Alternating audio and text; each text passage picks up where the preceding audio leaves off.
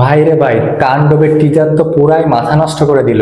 এই ধরনের টিজার আপনি কখনো বাংলা মুভিতে দেখছেন? কখনো এর আগে এরকম মানের টিজার কখনো বাংলা মুভিতে দেখা যায়? কি আজব ব্যাপার! রায়হান রাফি কি তৈরি করলেন! পুরাই মাফিয়াদের ডন, এবং সাকিব খানকে দেখে মনে হলো যেন কোনো বিদেশি কোনো মুভি, কোনো বিদেশি কোনো হিরো আসতেছে, এবং দল বল সহকারে একুশ পড়া এই সাকিব খানকে বাংলাদেশের লোকজন আগে কখনো দেখেনি। রায়হান রাফি বলেছিল যে এবার যে তাণ্ডব আমি আনতে যাচ্ছি এটা হবে বাংলাদেশের সিনেমা ইন্ডাস্ট্রিতে প্রথম এমন কোন মুভি। আসলে ভাই রে ভাই, প্রথমই এমন মুভি, সাকিবের এমন লুক যেটা আসলে এর আগে পর কোনো মুভিতেই বাংলা সিনেমাতে দেখাতে পারেনি কোন পরিচালক, কোন ডিরেক্টর। আসলেই ভাই বস, রায়হান রাফি বস। দেখুন এই তাণ্ডবের এই মুখোশ পরা সিনটা, এটা কিন্তু অনেকেই সালারের সাথে তুলনা করতেছে, এবং সালারেও কিন্তু এমন মুখোশ পরা সিন দেখা গেছে। তাহলে কি রায়হান রাফি সালারের মুভি কিছু অংশ নকল করে এই তাণ্ডবে ঢুকিয়েছে? সেটা দেখা যাবে এবং সেটা প্রকাশ পাবে সিনেমা হলে গিয়েই দেখা যাবে সেটা। দেখুন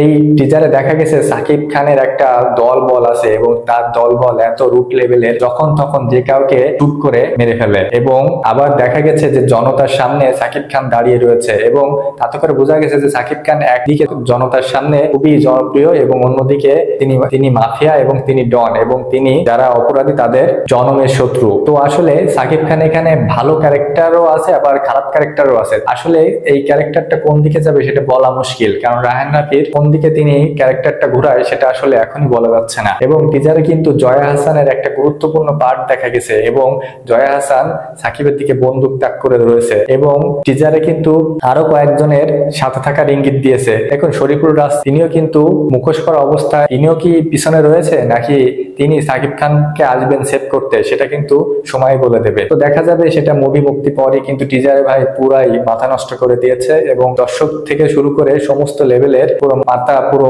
আউলাই ফেলাইছে। কি দিল এটা রায়হান রাফি! আপনার কি মনে হয়? অবশ্যই কমেন্টে জানাবেন। কিন্তু ভালো লাগলে লাইক, কমেন্ট, ফলো, সাবস্ক্রাইব করবেন। ধন্যবাদ।